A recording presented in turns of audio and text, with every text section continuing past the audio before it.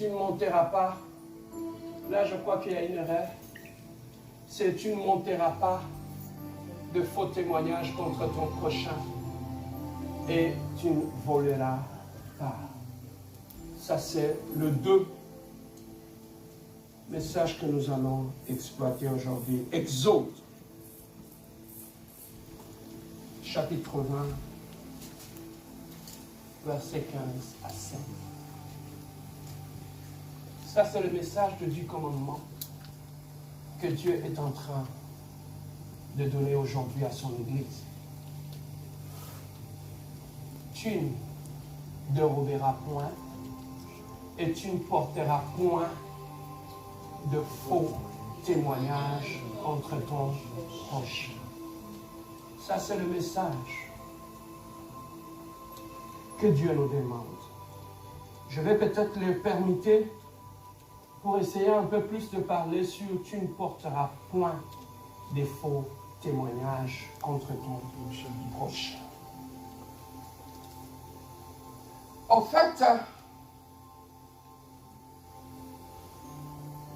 bien aimé, pour arriver à une bonne communion entre Dieu et toi, et entre toi et les hommes, voilà pourquoi Dieu nous donne tous ces commandements-là, qui sont à la fois valables pour Dieu et qui sont aussi valables pour notre société. Voilà pourquoi j'ai dit aujourd'hui, tout ce que nous voyons comme dans la justice, c'est en réalité ce qu'ils sont allés trouver dans les 10 commandements de la Bible. Lorsque tu regardes le verset 15 qui dit « Tu ne déroberas point », même lorsque tu regardes dans notre loi, la loi interdit de voler. Tout celui qui vole va aller ou en prison. Tu vois comment la société s'accorde avec la parole de Dieu. Lorsque nous allons dans le verset 16, la Bible dit « Tu ne porteras point de faux témoignages contre ton prochain ». Ça, c'est ça, c'est ce que la Bible dit. Mais lorsque nous allons dans la loi nous dit « Appelle ça la diffamation ». Lorsque tu tombes dans la diffamation, tu peux aller en prison pour ça. Le faux témoignage là. Même la Bible le condamne. Dieu le condamne, la Bible le condamne. Donc, nous comprenons une chose, la maîtrise du commandement peut te permettre de bien vivre dans la société. Voilà pourquoi Dieu voulait aussi instituer des lois qui sont morales pour nous aider à savoir comment nous pouvons fonctionner avec nos semblables dans la société. Parce que il y a une catégorie aujourd'hui de chrétiens qui sont en train de sortir à l'église, des chrétiens qui aiment Dieu, ils aiment tellement Dieu, ils peuvent vivre en paix avec Dieu, mais ils ont du mal à vivre avec leurs prochains. Ça, c'est la catégorie des chrétiens qu'on trouve actuellement à l'église. Quelqu'un qui adore Dieu, qui élève Dieu, qui prêche à l'église, mais lorsque tu le sors de là, tu le places dans la société invivable. Voilà pourquoi la Bible nous dit Jésus-Christ grandissait en stature et en grâce devant les hommes et devant Dieu. Donc, dans les choses de Dieu, lorsque nous grandissons dans le Seigneur, nous ne grandissons pas que devant Dieu, mais nous grandissons aussi devant les hommes. C'est que notre croissance et notre maturité dans les choses de Dieu doit se voir aussi dans notre entourage. Ce n'est pas ce langage que j'entends souvent les gens dire « Ah, ne me jugez point, c'est ça le Dieu qui connaît. » Non. La Bible dit « Vous les reconnaîtrez par leurs fruits. » Allô? Oui. Vous les reconnaîtrez par quoi? Par leurs fruits. Ici à l'église La Compassion, même si tu parles en langue, tu craches le feu. Ici, ça ne nous impressionne pas. Ce qui nous impressionne ici, ce sont les fruits de l'esprit. Tu peux parler en langue du matin au soir, I don't care. Mais le problème est que montre-moi tes fruits. Regarde ton voisin, dis-lui montre-moi tes fruits. Montre-moi tes fruits. Même s'il ne sourit pas, dis-lui. Montre-moi tes fruits.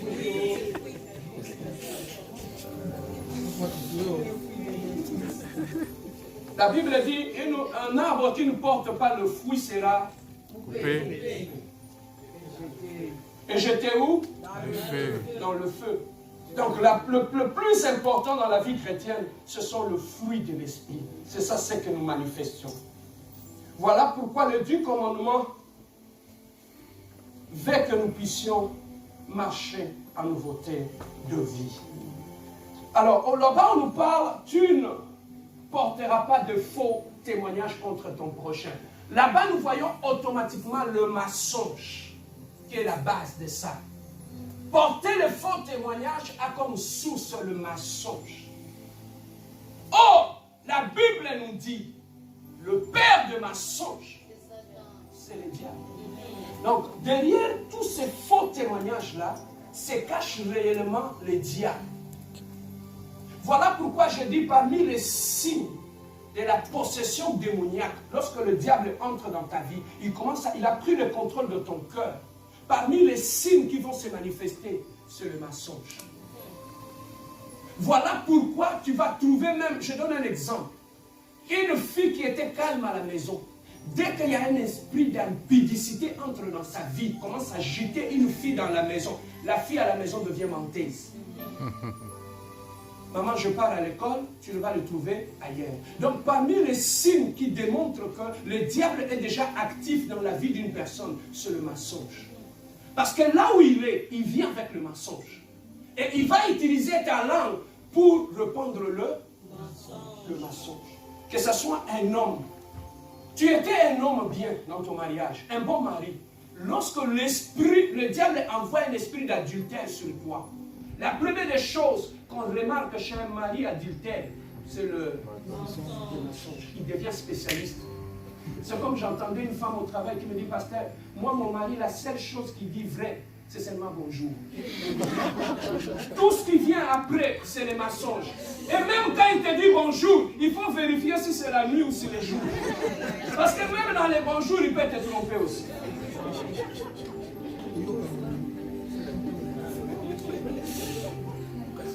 Lorsque tu sens en tant qu'enfant de Dieu cette envie de toujours mentir, rapporter des mensonges, sache que tu as besoin de la délivrance.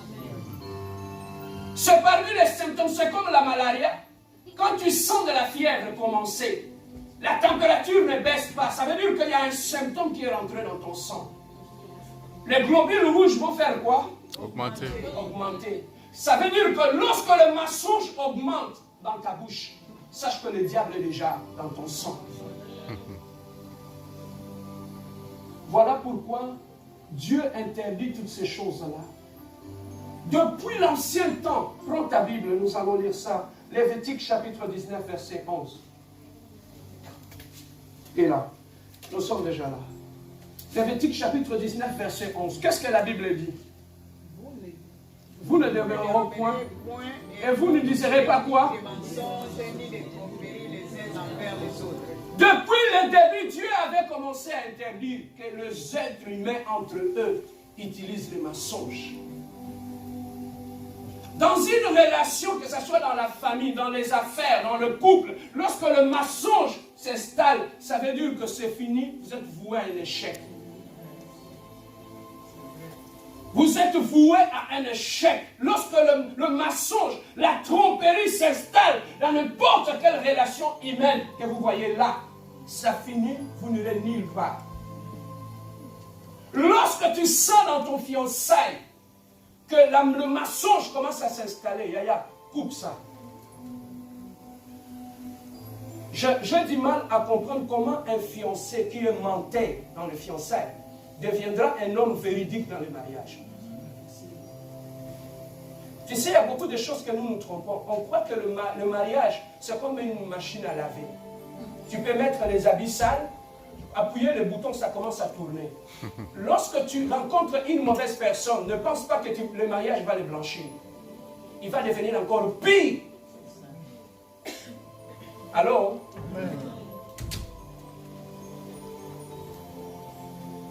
le mariage n'est pas une lessiveuse, ce n'est pas aussi la campagne d'évangélisation.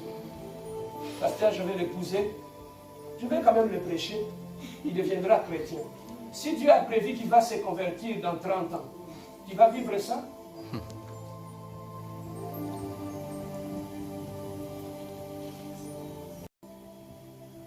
on parle par rapport au mensonge. Le mensonge, bien-aimé, est la source de beaucoup de choses. Et derrière le mensonge, c'est le diable qui est là. Le mensonge détruit des amitiés. Le mensonge détruit des vies. Le mensonge détruit des relations. Tu peux être quelqu'un de bien. Lorsqu'on t'a fait du mal, tu as laissé la haine s'installer dans ton cœur. En laissant la haine s'installer dans ton cœur, tu vas ouvrir une porte au diable. Il va rentrer, il va s'installer. Et lorsqu'il va s'installer, sans te rendre compte, tu vas te remarquer que la personne à qui tu as des problèmes, tu commences à dire des faussetés sur cette personne. Parce que tu veux lui faire du mal. Pourquoi l'arme du diable, c'est le mensonge. Voilà pourquoi, si tu veux détruire une personne, on n'utilise pas la vérité, on utilise le mensonge. Le mensonge, bien-aimé, lorsque nous lisons dans le livre de Proverbes, chapitre 6, versets 16 à 19. Je ne sais pas si on l'a, Proverbes. Proverbes, chapitre 6. J'aimerais que nous le lisons tous d'un commun accord. Proverbes. Proverbes chapitre 6. Proverbes chapitre 6, verset 16 à 19. Est-ce que nous sommes tous là? Je vais lire au nom de Proverbes chapitre 6, verset 16 à 19. Je lis au nom de notre Seigneur Jésus-Christ. S'il y a 6 choses que l'Éternel déteste, et même 7 qui lui sont en oreille. 1. Les yeux qui regardent, les autres du haut. La langue qui répand quoi? Le mensonge. Parmi les choses que le Dieu hait, c'est le mensonge. Donc lorsque tu utilises le mensonge dans ta vie, tu attristes même le Saint-Esprit qui est en toi. Parce que Dieu n'aime pas le mensonge. Quand tu lis dans Jean chapitre 8, verset 4, Jean chapitre 8, verset 4, on veut tout simplement connaître la position de Dieu par rapport au mensonge. Jean chapitre 8, verset 4. Rapidement, Jean chapitre 8, verset 4. 44, plus. Sorry. Jean chapitre 8, verset 44. Parce qu'on est tous là. Je lis. Vous avez pour père qui? Le diable. Et vous voulez accomplir les désirs de votre père. Il a été meurtrier dès le commencement et il ne se tient pas dans la vérité parce qu'il n'y a pas de vérité en lui. Lorsqu'il profère le mensonge, il parle de son Père dans son propre fond car il est et le Père du mensonge. Ça c'est Jésus-Christ qui est en train de parler par rapport au menteur. Lorsque tu installes le mensonge dans ta vie, tu t'es choisi déjà un père. Parce qu'il est le père des menteurs. Il est le père de menteurs. Donc tu t'es choisi déjà d'être un menteur. Tu deviens un menteur. Mais laissez-moi te dire une chose, Yaya. Lorsque Jésus-Christ est allé à la croix, suivez-moi maintenant bien. Lorsque Jésus-Christ est allé à la croix, la Bible nous dit, il n'est pas mort à la croix, seulement pour que toi tu sois riche. Jésus-Christ n'est pas allé à la croix, tout simplement pour que tu te maries. Mais Jésus-Christ est allé à la croix pour quelque chose de plus grand que ce que nous pouvons avoir de matériel sur cette terre. Jésus-Christ est allé à la croix.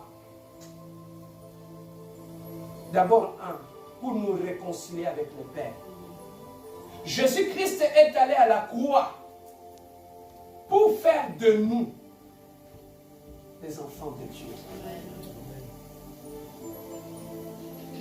Maintenant, dans l'Ancien Testament, ils ne se considéraient pas comme des fils de Dieu. Ils étaient simplement un peuple de Dieu. C'est lorsque Jésus-Christ est mort à la croix, il a fait de nous de nouvelles créatures. Et Dieu est devenu notre Père. Et nous sommes devenus ses fils. Maintenant, écoutez ceci. Lorsque, dans une maison, nous avons des fils et nous avons des enfants.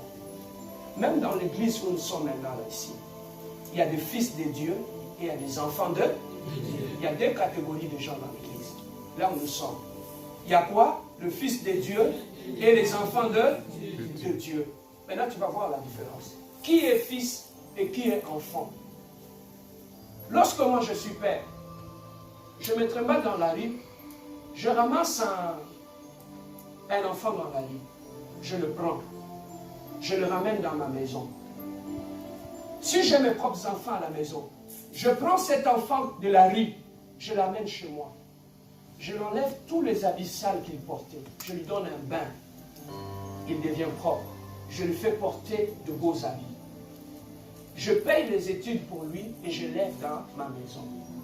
Celui-là, cet garçon-là, quand tu le mets à côté de mes enfants, ce n'est pas mon fils, mais c'est mon enfant. Mon fils, c'est celui qui vient de mon sang. Mon enfant, je suis un père pour lui. Il est mon enfant aussi. Je vais l'aimer, mais il ne sera pas un fils pour moi. Il sera mon enfant. Je ne sais pas si on comprend la différence. Oui. Mon enfant, quelle différence y aura-t-il entre mon enfant et mon fils? Mon fils va porter mon ADN. Il va parler comme moi. Il va avoir le même langage que moi. Tu vas voir le signe de ressemblance entre moi et mon fils.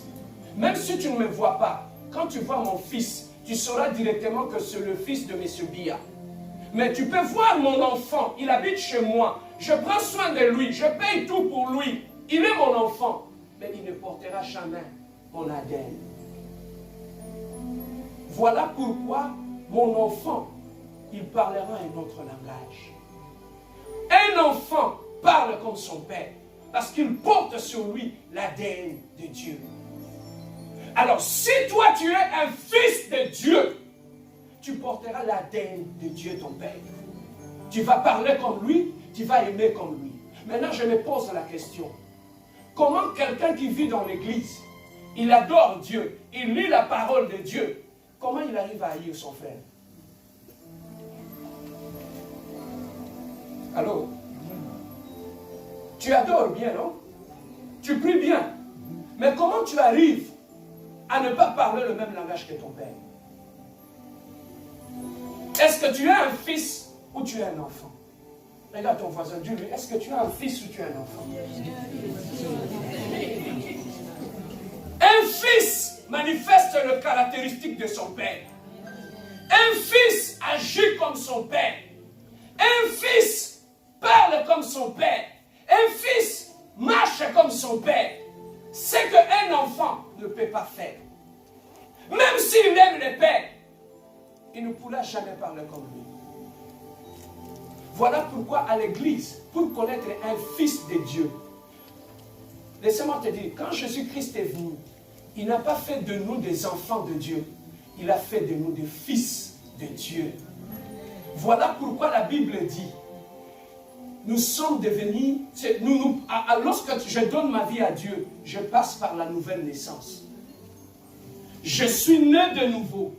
Maintenant, j'appartiens dans la famille céleste, la famille de Dieu. C'est là quand tu es ressuscité, tu es né de nouveau. C'est là que tu portes maintenant la nature de Dieu en toi. C'est ça que tu vois dans l'église. Quelqu'un qui avait notre langage, quand il est né de nouveau, son langage change. Il parle un langage d'amour. Il commence à pardonner facilement. Il commence à aimer les autres facilement. Un fils, papa, il reste à la maison.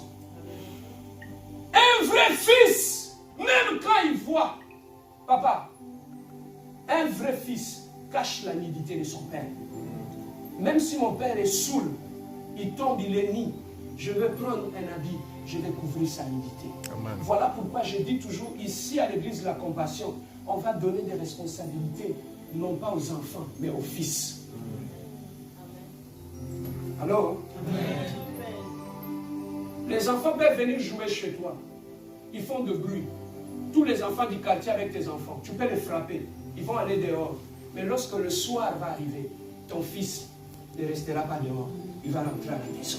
Le fils reste à la maison. Le fils ne parte pas. Le fils ne critique pas l'église. Un vrai fils de Dieu ne critique pas l'église.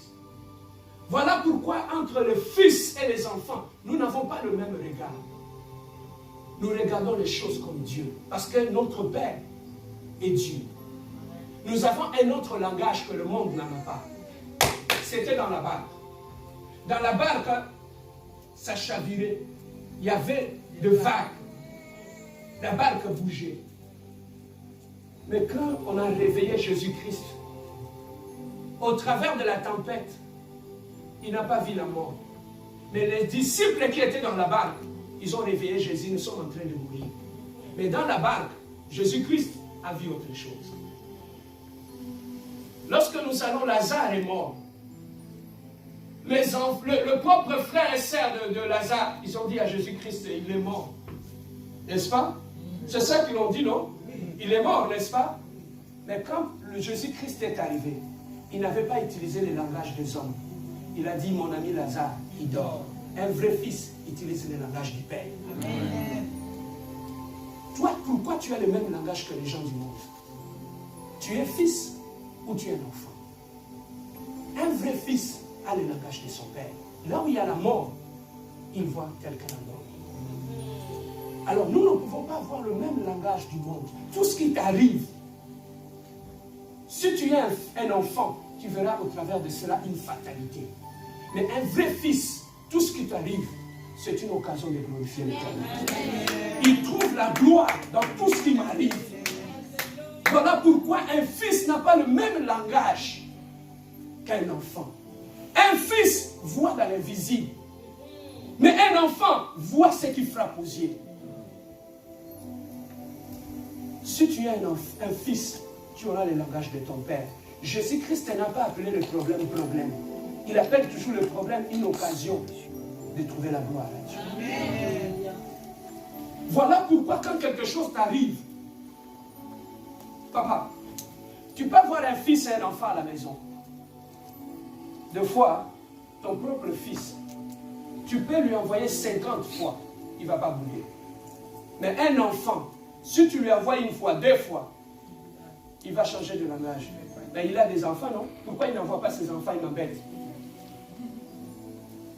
Un vrai fils dans la maison, même si on l'envoie 15 fois, il ne dira jamais que dans cette maison, on me considère comme esclave. Ce sont les enfants qui disent ça. Pourquoi? Parce que c'est la maison de son père. Un vrai fils de Dieu, quand il y a un désordre dans l'église, quelque chose ne marche pas, un enfant, il trouve l'occasion de critiquer l'église. Mais un vrai fils, quand il y a quelque chose qui ne va pas dans l'église, il trouve l'occasion d'intercéder. Est-ce que je ne te fais comprendre? Amen. Il ne prend pas les téléphones pour appeler les gens. Regardez, il y a des désordres dans l'église, les choses ne marchent pas, mais parce que tu es un enfant. Mais si tu étais un fils, tu allais appeler X ou Y. Est-ce qu'on peut prier pour notre église? C'est la maison de mon père. Quand je pars dans la maison de mon père, je n'ai pas besoin, comme ils disent, de nettoyer. Quand je trouve quelque chose de sale, je nettoie. Parce que mon cœur est attaché à cette maison. C'est la maison de mon père. Quand il y a un besoin dans l'église, papa, je n'ai pas besoin qu'on me dise qu'il y a ça manque dans la maison. Quand je viens ici, je le considère comme la maison de mon père. S'il n'y a pas de papier hygiénique, je ne demande pas de communiquer, je l'achète. Quand il y a quelque chose qui manque dans l'église, je paye. Tu sais pourquoi tu as du mal à soutenir le loyer dans l'église? C'est parce que tu t'es jamais considéré, senti comme un fils. Je ne peux pas trouver sommeil quand la maison de mon père n'est pas payée. Je ne peux pas trouver sommeil. Quand je viens dans la maison de mon père, il y a de l'eau qui manque dans le frigo. Un vrai fils, il ne demande pas, il constate et il répond aux besoins. Mais tandis qu'un enfant, celui, c'est une occasion de critiquer. Je me rappelle encore, on avait un cousin qui était venu chez nous. Chaque matin, on nous réveillait, on faisait de travaux à la maison. Nettoyer, tout ça, les parents nous demandaient. Et lorsqu'il est rentré chez ses parents, après un moment donné, il est allé dire à ses parents que je ne rentrerai plus là-bas. C'est parce qu'on me considère comme un esclave. On nous poussait tous à faire la même chose, non?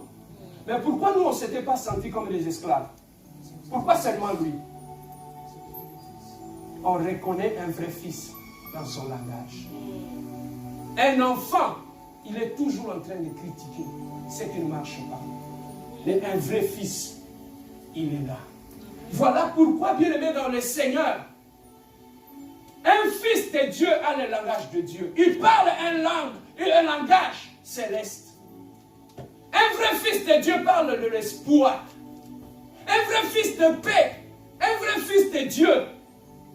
Il répand la paix. Il répand la joie. Il ne répand pas le mensonge. Ce sont les enfants du diable qui répandent le mensonge dans notre vie. Bien-aimé, le mensonge, ça tu pourras lire ça à la maison, tu peux noter par rapport aux gens qui calomnient. 2 Timothée chapitre 3 versets 1 à 3. 2 Timothée chapitre 3 versets 1 à 3. Par rapport aux menteurs, la Bible nous dit les menteurs n'iront pas au ciel. Apocalypse chapitre 21 verset 8.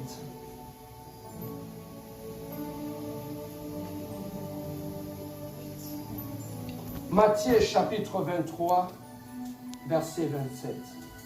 Je m'avance vers la fin. La Bible nous demande de renoncer au mensonge. La Bible nous demande de renoncer au mensonge.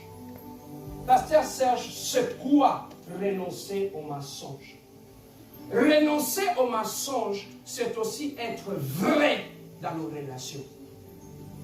Sois vrai dans tes relations. C'est ça ce que Dieu nous demande. Soyons des gens qui sont vrais. Même dans nos relations. C'est ça que Dieu nous demande. Pourquoi Dieu nous demande d'être vrais? Parce qu'il y a des gens dans leur vie qui ne sont pas vrais. Ils sont tout simplement en train de jouer un rôle dans leur vie. C'est un acteur. Toute sa vie, c'est comme une pièce de théâtre. Tout ce que vous voyez là, ce n'est pas lui. Il a un rôle qu'il joue. Et lorsque tu tombes ou tu épouses quelqu'un qui joue un rôle, bien aimé, c'est fini. Lorsque vous allez entrer dans la même maison, papa, lorsqu'il y a une pièce de théâtre, quelqu'un joue le rôle de médecin, l'autre d'infirmier. Et lorsque la pièce de théâtre est finie, tout le monde redevient normal. Voilà ce qui arrive aujourd'hui dans nos églises. Quand nous allons dans l'église, c'est comme si nous jouons le rôle d'être enfants de Dieu. Mais lorsque nous rentrons dans nos maisons, nous devenons normaux. Comment quelqu'un qui se met à genoux dans l'église, qui adore Dieu, va rentrer à la maison et commencer à insulter son mari? Expliquez-moi un peu ça. C'est parce que nous jouons des rôles. Nous ne sommes pas vrais. Aujourd'hui, s'il y a beaucoup de problèmes dans nos mariages, il y a des divorces, c'est tout simplement pendant les fiançailles, on jouait des rôles. Tu jouais le rôle d'être un bon gars, l'autre jouait le rôle d'être une bonne femme. C'était comme une sorte de marché de dupes où chacun vient tromper l'autre. Et lorsque nous entrons dans le mariage, le masque tombe. Serons-nous encore ensemble? Serons-nous encore ensemble? C'est ça que du jour au lendemain, des gens se retrouvent dans des couples avec des gens qu'ils ne connaissaient pas.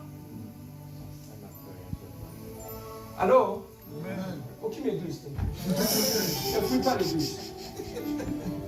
Nous jouons des rôles dans notre vie, même quand on est là à l'église. Comment tu peux ici nous amener dans l'adoration, mais quand tu rentres chez toi à la maison, tu n'as aucun respect pour tes parents? Quel est le Dieu que tu adores? Quel est ce Dieu que tu adores? Aujourd'hui, nous sommes rendus dans une société où les gens jouent des rôles. Les gens ne sont plus vrais, même dans nos relations. Combien de amis qui nous ont déçus? Combien de gens à qui on a donné de l'espoir, on a donné la confiance. Mais aujourd'hui, nous sommes déçus. Pourquoi? Parce que nous sommes dans une génération de gens qui jouent un rôle. Voilà pourquoi Dieu nous demande, renoncer au mensonge dans ta vie, c'est d'être vrai. Sois vrai dans tes paroles. Quand tu ne veux pas, dis tu ne veux pas. Quand tu veux, dis je vais. Aujourd'hui, l'hypocrisie est à une place dans nos vies, dans nos cœurs. Là où le mensonge s'installe, parmi le fruit des mensonges, on trouve ici l'hypocrisie. On cesse d'être soi-même, on devient une autre personne. Tu as juste une image que tu trimballes chez les gens. Il y a une sorte de masque qu'on appelle là-bas à l'est du Congo. Ce sont des masques, on appelle ça les kifouébé. Ce sont des masques que les gens portent, les danseurs. Ils portent ce masque-là. Papa, quand tu le portes, tu danses sous la chaleur. À un moment donné, ça va faire chaud, tu vas m'enlever. Nous portons des masques. Mais lorsque ça va chauffer dans le mariage, tu enlèves le masque. Toi, tu me connais? Hein? Est-ce que tu me connais? N'as-tu pas entendu ces choses-là? Même il y a des femmes qui te disent, toi, tu me connais.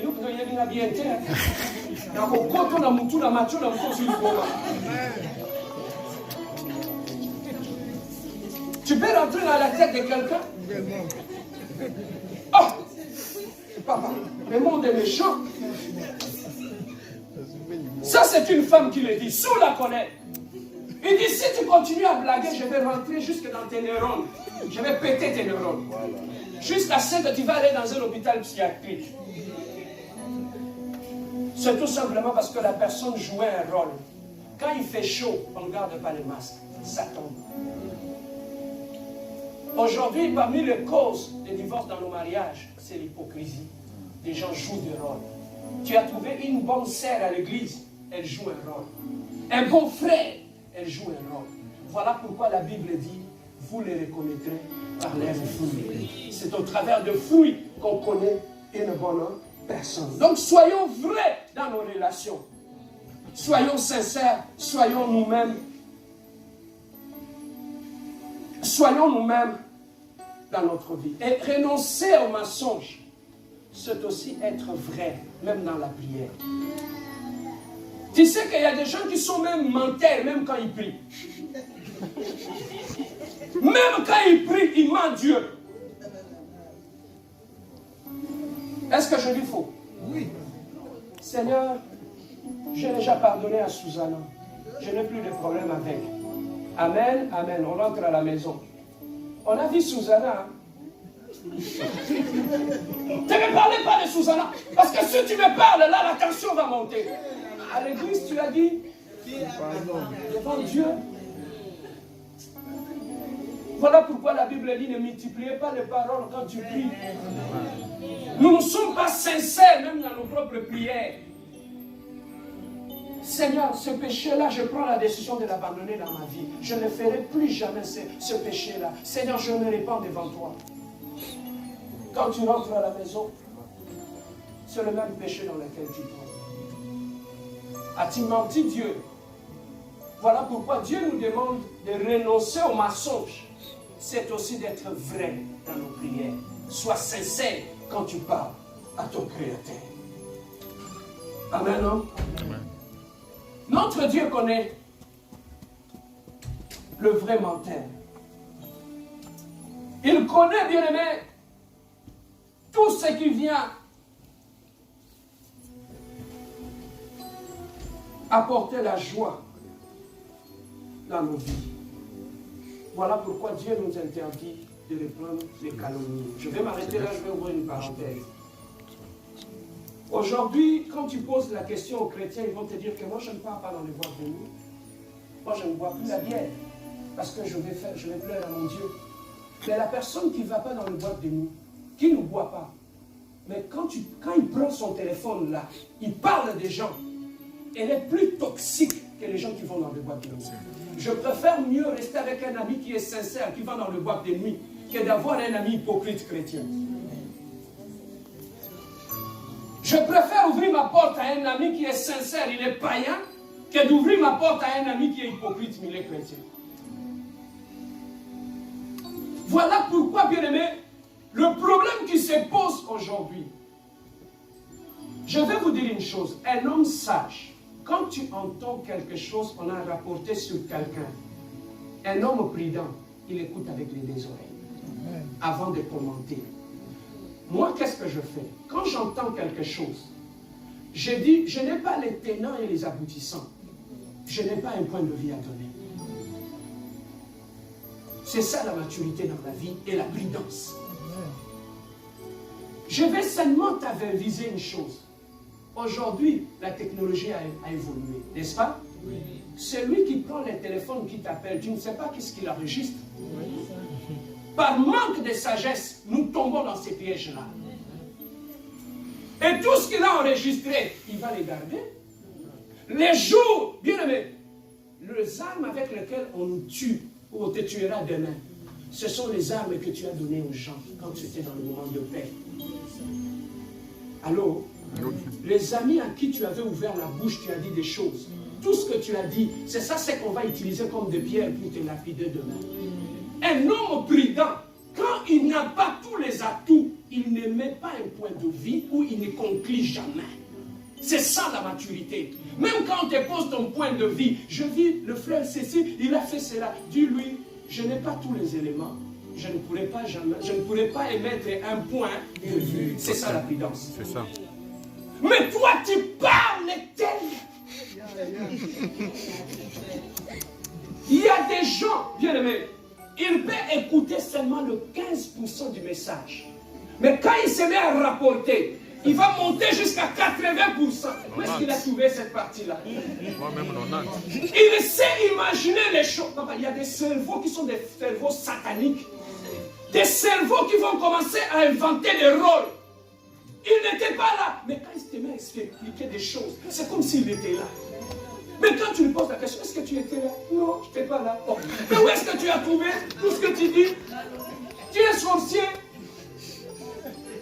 Pasteur, je t'ai dit, cette fille-là, il faut voir comment elle était fâchée. Il faut voir ce qui sortait dans sa bouche. Ah bon? Il a dit tout ça, oui. Toi, tu étais là. Oh non. Sorcier. Il y a des gens bien aimés. Lorsque le diable s'installe, je dis ça même, vous autres qui allez réconcilier des couples en problème. Laissez-moi vous dire une chose.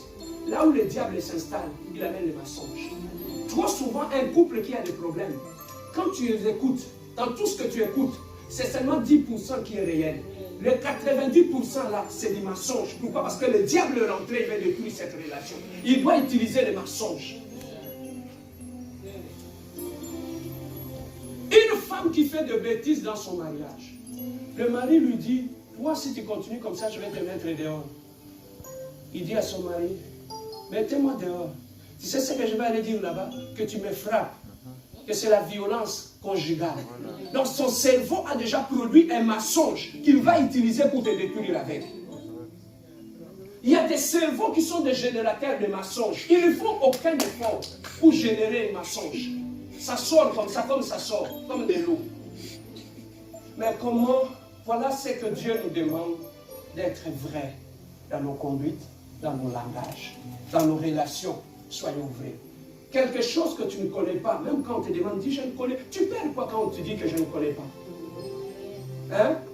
Tu perds quoi quand tu ne commentes pas? Comme je parlais avec le frère François qui me dit, pasteur, des fois quand je parle au téléphone, je dis des choses, quand je coupe, je sens que j'ai raconté des mensonges. Je pars dans la salle de bain, je commence à frapper ma bouche. Toi, tu n'écoutes pas. Toi, tu racontes des mensonges. Tu vas me tuer un jour. Il dit, pasteur, ma bouche parle elle-même. Je dis, parle elle-même. La Bible dit, c'est de l'abondance du cœur que la bouche. Hein? Mais comment toi, ta bouche parle elle-même? Pasteur, ma bouche là n'écoute pas. Pasteur, délivre ma bouche. Il faut qu'on délivre ta bouche. Je vais prendre seulement une bougie et commencer à... Soyons vrais, soyez sincères. Si quelqu'un a été béni ce matin, voilà où tu es, nous avons fini.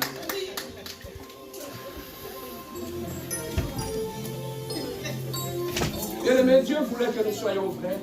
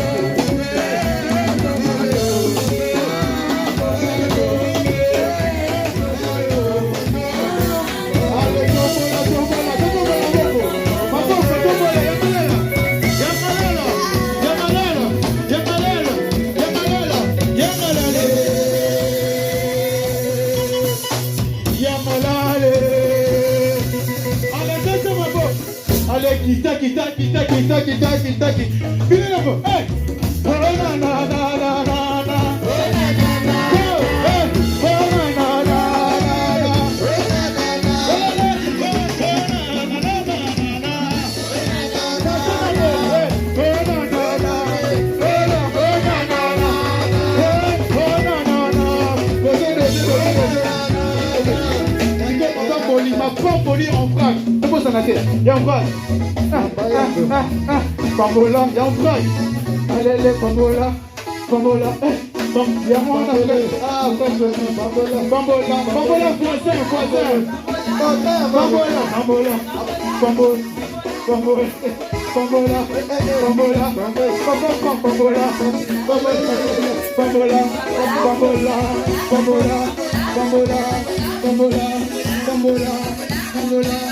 il faut que coronavirus. Bouya.